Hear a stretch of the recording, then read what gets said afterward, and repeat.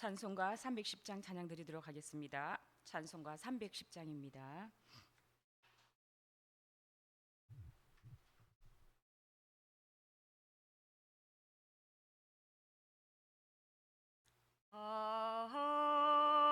하나님의 은혜로 있을 데 없는 자 왜 구속하여 주는지 난 알 수 없도다. 내가 믿고 또 의지함은 내 모든 형편 아시는 주님 늘 보호해 주실 것을 나는 확실히 아네. 왜 내게 그 센 믿음과 또 복음 주셔서 내 마음이 항상 편한지 난 알 수 없도다. 내가 믿고 또 의지함은 내 모든 형편 아시는 주님 늘 보호해 주실 것을 나는 확실히 아네.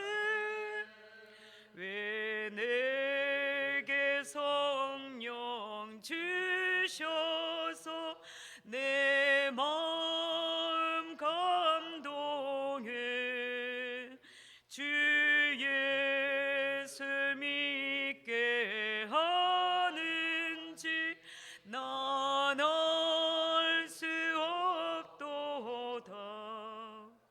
내가 믿고 또 의지함은 내 모든 형편 아시는 주님 늘 보호해 주실 것을 나는 확실히 아네. 주 언제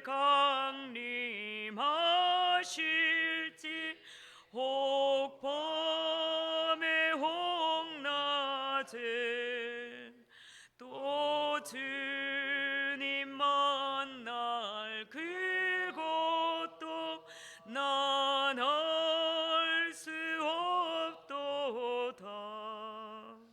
내가 믿고 또 의지함은 내 모든 형편 아시는 주님 늘 보호해 주실 것을 나는 확실히 아네. 아멘. 신앙 고백 드리도록 하겠습니다. 나는 전능하신 아버지 하나님 천지의 창조주를 믿습니다. 나는 그의 유일하신 아들 우리 주 예수 그리스도를 믿습니다. 그는 성령으로 잉태되어 동정녀 마리아에게서 나시고 본디오 빌라도에게 고난을 받아 십자가에 못 박혀 죽으시고 장사된 지 사흘 만에 죽은 자 가운데서 다시 살아나셨으며 하늘에 오르시어 전능하신 아버지 하나님 우편에 앉아 계시다가 거기로부터 살아있는 자와 죽은 자를 심판하러 오십니다. 나는 성령을 믿으며 거룩한 공교회와 성도의 교제와 죄를 용서받는 것과 몸의 부활과 영생을 믿습니다. 아멘. 오늘 하나님의 말씀은 열왕기하 6장 1절에서 14절 말씀입니다. 열왕기하 6장 1절에서 14절 말씀입니다.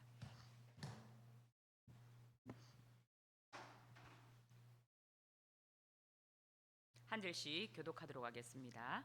선지자의 제자들이 엘리사에게 이르되 보소서 우리가 당신과 함께 거주하는 이곳이 우리에게 좁으니 우리가 요단으로 가서 거기서 각각 한 제목을 가져다가 그곳에 우리가 거주할 처소를 세우사이다 하니 엘리사가 이르되 가라 하는지라.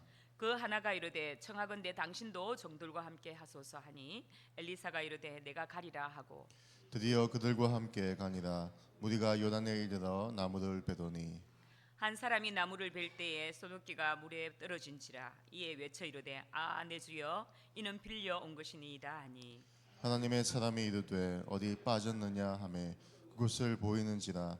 엘리사가 나뭇가지를 베어 물에 던져 쇠도끼를 떠오르게 하고 이르되 너는 그것을 집으라 하니 그 사람이 손을 내밀어 그것을 집으니라. 그때 아람 왕이 이스라엘과 더불어 싸우며 그의 신복들과 의논하여 이르기를 우리가 아무데 진을 치리라 하였더니 하나님의 사람이 이스라엘 왕에게 보내 이르되 왕은 삼가 아무 곳으로 지나가지 마소서 아람 사람이 그곳으로 나오나이다 하는지라. 이스라엘 왕이 하나님의 사람이 자기에게 말하여 경계한 곳으로 사람을 보내 방비하기가 한두 번이 아닌지라. 이러므로 아람 왕의 마음이 불안하여 그 신복들을 불러 이르되 우리 중에 누가 이스라엘 왕과 내통하는 것을 내게 말하지 아니하느냐 하니 그 신복 중에 한 사람이 이르되 우리 주 왕이여 아니로소이다. 오직 이스라엘 선지자 엘리사가 왕이 침실에서 하신 말씀을 이스라엘의 왕에게 고하나이다 하는지라. 왕이 이르되 너희는 가서 엘리사가 어디 있나 보라. 내가 사람을 보내어 그를 잡으리라. 왕에게 이르기를 이르되 보라 그가 도단에 있도다. 왕이 이에 말과 병거와 많은 군사를 보내매 그들이 밤에 가서 그 성읍을 에워쌌더라. 아멘. 오늘 본문은 북이스라엘 요람 시대의 엘리사의 주요 사역을 연속적으로 다루고 있는 4장부터 8장까지 이어지는 부분입니다. 아람 사람 나아만이 치료받은 이야기 후에 다시 선지자 수련생들을 도운 엘리사의 기적을 오늘 말씀 가운데 보여주는데요. 엘리사를 통해 점점 하나님의 말씀이 흥황하여졌습니다. 엘리사는 혼자 다니는 엘리야와는 달리 늘 사환이나 제자들과 함께 이렇게 생활을 하게 됩니다. 그래서 선지자의 수련생들이 점점 모여들어서 선지자 수련생들이 사는 집이 너무 작았던 것입니다. 당시 북이스라엘에서는 많은 선지생도들이 선지자 교육을 받고 있었는데 엘리사의 영향으로 많은 선지자들이 선지자가 되기 위해서 이렇게 몰려오게 된 것입니다. 그리하여서 자연적으로 이제 선지생도의 숙소가 좁아질 수밖에 없는 그런 상황에 이제 이 숙소를 지으려고 벌목을 시작하는 가운데 한 선지생도가 벌목하던 도중에 도끼 자루가 그만 빠져서 물에 떨어지고 만 것입니다. 가난했던 선지생도들이 도끼를 가진다는 것은 거의 불가능한 일이기 때문에 이웃으로부터 이 도끼를 빌렸던 것이죠. 물에 빠졌으니 아주 심각한 문제에 직면하게 된 것입니다. 제자는 절망적인 목소리로 아 내 주여라고 이렇게 외칩니다. 그 절망적인 목소리를 들어만 봐도 아주 짐작할 수 있는데요. 그런 엘리사를 부르며 빠진 도끼를 빌려 온 것이라고 이렇게 외칩니다. 자, 집을 짓기 위한 변반한 도구도 없이 다른 사람들에게 물건을 빌려서 간신히 일하고 있던 상황에서 값비싼 이 쇠도끼를 잃어버렸으니까 이 제자는 너무나 절망했던 것이죠. 자, 이런 모습은 엘리사 일행의 빈공한 상태를 잘 나타냅니다. 곤란한 상황에 처한 선지자의 제자는 빌려온 값비싼 철제의 도끼를 변상할 능력이 아마 전혀 없었을 것입니다. 그런데 엘리사는 이렇게 나뭇가지를 베어서 물에 던짐으로 도끼가 떠오르게 하는 이적을 베풀었던 것입니다. 전에도 엘리사는 이런 방식으로 어떤 도구를 사용하여 이적을 일으켰는데요. 왕하 2장 21절에서 엘리사는 여리고의 샘물을 정화하기 위해서 소금을 사용했습니다. 그리고 4장 41절에서는 국에서 독을 제거하기 위해서 어떤 가루를 사용하기도 했습니다. 자, 이렇게 하여 소금은 샘물을 깨끗하게 만들었고 가루는 국을 이렇게 먹을 수 있는 국으로 만들었고 나뭇가지는 천년 자석처럼 이렇게 쇠를 물 밖으로 이렇게 끌어내었던 것이죠. 자, 우리는 엘리사가 사용한 이게 소금과 가루, 나뭇가지 그 자체에 어떤 능력이 있었다고 보아서는 안 되겠죠. 엘리사가 이런 권능을 발휘할 수 있었던 것은 그가 가진 하나님의 사람이라는 특별한 지위 때문입니다. 오늘 본문 우리 6절 말씀을 다시 한번 읽어보도록 하겠습니다. 시작. 하나님의 사람이 이르되 어디 빠졌느냐 하매 그곳을 보이는지라. 엘리사가 나뭇가지를 베어 물에 던져 도끼를 떠오르게 하고. 엘리사에게서 하나님의 큰 권능이 나타나려 할 때에 오늘 성경은 엘리사라는 이 이름을 사용하는 대신에 하나님의 사람이라고 이렇게 칭하게 됩니다. 자, 이는 세도끼가 물리로 떠오른 이적과 하나님의 사람과의 이렇게 연관성이 있기 때문인데요. 하나님의 사람만이 이 세상에 하나님의 크신 능력을 가져올 수가 있는 것입니다. 모세가 지팡이로 홍해 바다를 가를 수 있었던 것은 그가 하나님의 손에 붙들린 하나님의 사람이었기 때문입니다. 삼손이 큰 괴력을 발휘하여서 원수를 망하게 하였던 것 역시도 그가 그 순간에 하나님의 사람으로 인정받았기 때문입니다. 단순히 그 긴 머리카락 때문에 그런 힘이 나타난 것은 아니었죠. 저와 여러분이 하나님의 능력이 나타나는 도구가 되기 위해서는 우리 모두가 하나님의 사람일 때입니다. 하나님의 손에 붙들려 있을 때에 하나님께서 우리 인생을 사용하셔서 자신의 뜻을 이루십니다. 하나님의 사람일 때 기도의 응답이 있고 또 능력이 나타나는 것이고, 하나님의 사람일 때 베푸는 사랑과 은혜가 더 효력 있게 나타나는 것이고, 또 하나님의 사람일 때 그 입에서 나오는 말씀이 권능의 말씀이 되는 것이죠. 마가복음 9장 29절에서 예수님께서는 귀신을 쫓아내지 못한 제자들에게 기도 외에 다른 것으로서는 이런 종류가 나갈 수가 없느니라 라고 말씀을 하십니다. 하나님의 사람일 때 그 기도가 능력이 있어 귀신을 쫓아낼 수 있다는 것이죠. 사랑하는 성도 여러분, 우리는 어떠한 상황에서든 자신의 하나님의 자녀라는 사실을 잊지 말아야 됩니다. 성령의 크신 권능은 우리가 하나님의 사람으로 있을 때입니다. 우리가 봉사할 때, 전도할 때, 기도할 때, 말씀을 가르칠 때, 작은 일을 할 때나 큰 일을 할 때나 모든 상황에서 이렇게 하나님의 사람일 때 우리는 하나님의 권능을 나타낼 수가 있는 것입니다. 그러므로 우리가 자기 힘으로 세상을 살려 하면 살 수가 없겠죠. 하나님의 사람으로서 하나님께서 공급하시는 그 힘으로 말미암아 살아갈 수가 있는 것입니다. 자, 열왕기하를 쓴 저자는 이 이야기를 통해서 우리에게 무엇을 전달하고 싶었을까요? 이 기적 이야기는 기적이라는 위대한 결과가 주어져야만 기적이 되는 것이 아니라는 메시지를 전달하고 있는 듯합니다. 평범한 일상 속에서 일어난 작은 기적들 속에서 하나님의 어떤 분이신가를 전하게 됩니다. 하나님은 당신의 백성들의 작은 일상까지 세밀하게 일하시는 분이심을 증거해 주시기도 합니다. 사실 누군가에게 돕기는 별것 아닐 수도 있습니다. 필요 없는 것일 수도 있습니다. 그러나 누군가에는 그것이 생계의 도구가 되기도 하는 것이죠. 아마 도끼의 주인에게는 그런 소중한 물건이었을 것입니다. 하나님은 엘리사에게 도끼를 찾아주게 하심으로 제자만이 아니라 도끼의 주인도 그 삶을 책임져 주신 것이죠. 자, 두 번째 이야기는 아람 나라와 이스라엘의 전쟁 이야기입니다. 아람은 수시로 이스라엘을 공격해 왔습니다. 아람 왕은 참모들과 극비리에 전략회의를 열고 군사를 보내어서 먼저 군사적 요충지를 이렇게 전점하고 이스라엘이 허를 찌르려고 하고 있는 상황에, 그런데 그때마다 엘리사가 이스라엘 왕에게 아람의 작전 계획을 알려줌으로써 번번이 아람의 이 계획들이 실패로 끝나고 마게 됩니다. 아람 왕과 해신 참모들이 몇 사람만 비밀리에 의논한 이 이야기가 재빠르게 군대를 움직였는데도 불구하고 항상 이스라엘 군대가 귀신같이 먼저 알고 가서 그 자리에 진을 치고 대비하고 있는 것입니다.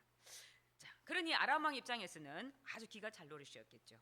처음엔 우연의 일치라고 생각했지만 그 일이 한두 번이 아닌지라라고 성경은 이렇게 말씀을 하고 있습니다. 아람 왕 입장에서는 자신들이 침입하기로 정한 그곳에 쪽집게처럼 이스라엘 군대가 이렇게 막고 있으니 이런 의심이 드는 것은 당연한 것입니다. 아람이 이스라엘을 침략할 의도를 가지고 있다는 것을 하나님께서 엘리사에게 알려주게 됩니다. 엘리사가 이스라엘 왕에게 전하여서 아람 군대의 위협에서 벗어날 수 있게 해주셨던 것이죠. 번번이 자신들의 계획을 수포로 돌아가자 아람 왕은 자신들 안에 첩자가 있는 것이 아니냐고 이렇게 의심을 하게 됩니다. 자, 그러자 아람의 신하들이 엘리사의 존재를 알려주게 되는데요. 12절 말씀을 보면 그 신복 중에 한 사람이 이르되 우리 주 왕이여 안으려소이다. 오직 이스라엘의 선지자 엘리사가 왕의 침실에서 하신 말씀을 이스라엘 왕에게 고하나이다 하는지라. 엘리사를 통해서 이스라엘의 하나님이 자신들의 계획을 이스라엘 왕에게 알려준다고 이렇게 말을 하고 있습니다. 이것을 보면 당시 엘리사의 명성이 아람에까지 널리 알려져 있었던 것으로 보입니다. 그런데 엘리사가 어떻게 아람 왕의 은밀한 전략회의의 내용을 다 알겠습니까? 국가적인 위기 앞에 하나님께서 아람 왕의 악한 계획을 엘리사에게 다 알려주신 것이죠. 이제 문제의 원인이 엘리사라고 들은 이 아람 왕은 엘리사를 잡기 위해서 군대를 동원해서 이제 엘리사가 있는 도단에 이제 군사를 보내게 됩니다. 그리고 그 도단을 이렇게 포위하게 되는데요. 이 아람 왕은 엘리사만 제거하면 문제가 해결될 것이라고 이렇게 여긴 것 같습니다. 자, 그러나 엘리사 또한 하나님의 선한 도구로 쓰임 받는 사람일 뿐 아람 왕의 실패의 근원은 하나님이시라는 것이죠. 아람 왕은 자신이 상대해야 될 존재가 누구인지 잘 모르고 있었던 것입니다. 하나님을 대적하는 누구든 그 싸움을 이길 사람은 없습니다. 그래서 늘 하나님 편에 서 있는 것이 우리가 굉장히 중요하죠. 하나님 편에 서 있을 때 진정 이기는 삶이 됩니다. 이스라엘 역사를 보면 백성들이 하나님을 신뢰하고 믿고 의지하고 나아갈 때만이 그들의 삶 또한 안정되고 평화를 누릴 수가 있습니다. 그러나 그들이 우상을 섬기고 또 하나님을 배반할 때 그들이 침략과 고통에서 늘 헤매며 살았습니다. 우리 또한 마찬가지입니다. 모든 삶 자체를 하나님께 내어 맡기고 신뢰하며 나아갈 때 하나님은 우리의 기도를 들으시고 응답하십니다. 내가 겸손히 하나님께 나아가 기도하면 하나님은 일하시고 문제를 해결해 주시는 것이죠.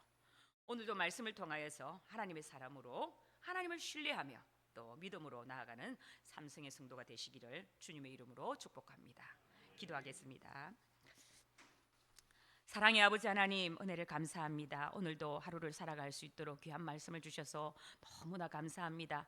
엘리사가 하나님의 사람으로 쓰임 받았던 것처럼 오늘도 우리에게 하나님의 사람으로서 하나님 쓰임 받기를 원하십니다. 오늘도 하나님을 부여잡고 온전히 하나님만을 믿으며 하나님을 신뢰하며 믿음으로 나갈 때 하나님 우리를 통하여 하나님의 사람으로 우리를 통하여 하나님 나타내시고 하나님의 능력을 우리 가운데 아버지 부어주셔서 이 땅에서 복음으로 또 빛으로 소금으로 아버지 하나님 나아갈 수 있는 저희들 될 수 있도록 붙잡아 주시기를 간절히 원합니다. 오늘도 주신 그 말씀을 부여잡고 하루를 살아가실 때 하나님 인도하여 주시옵소서. 내 힘으로 말하는 것이 아니고 주님이 주시는 성령의 권능으로 입술에 말을 하게 하여 주시고 남을 위로하고 남을 품고 아버지 그들에게 좋은 말을 하고 또 하나님의 사람으로서 복음을 전하고 나아갈 때 아버지 이 복음이 그들이 좋은 열매를 맺어가는 그런 하루의 삶을 살 수 있도록 하나님 우리를 붙잡아 주시옵소서. 오늘도 하루를 주님께 맡기며 우리를 붙들어 주시는 우리 주 예수 그리스도 이름으로 기도드립니다. 아멘. 주기도문으로 예배 마치겠습니다. 하늘에 계신 우리 아버지, 아버지의 이름을 거룩하게 하시며 아버지의 나라가 오게 하시며 아버지의 뜻이 하늘에서와 같이 땅에서도 이루어지게 하소서. 오늘 우리에게 일용할 양식을 주시고 우리가 우리에게 잘못한 사람을 용서하여 준 것 같이 우리 죄를 용서하여 주시고 우리를 시험에 빠지지 않게 하시고 악에서 구하소서. 나라와 권능과 영광이 영원히 아버지의 것입니다. 아멘. 오늘의 기도 제목을 말씀드리겠습니다. 나라와 한국교회를 위해서 대구 성시아를 위해서 기도하겠습니다. 대통령과 위정자들을 위해서 모든 영역에서 우리 하나님의 통치가 이루어지도록 정치가 안정되고 경제가 성장하는 나라가 되도록 북한 독재체제 정권이 무너지고 북한 교회들이 회복되도록 한국교회 제2의 부흥이 일어날 수 있도록 목요 전도팀들에게 은혜를 부어주셔서 전도 때 복음의 열매를 맺게 하시고 영혼 구원의 역사가 일어나도록 또 이 땅에 교회가 나라와 민족을 복음으로 견인하며 민족을 바른 길로 이끌 수 있도록 이렇게 기도해 주시고 그리스도의 사랑으로 지역 사회를 섬기며 복음의 능력으로 전도의 사명을 감당하는 우리 삼성교회 되도록 위해서 함께 기도해 주시기를 바랍니다. 주여 외치고 기도하겠습니다. 주여 하나님 아버지, 오늘도 은혜와 사랑 가운데 아버지 하나님 말씀을 붙들고 살아갑니다. 하나님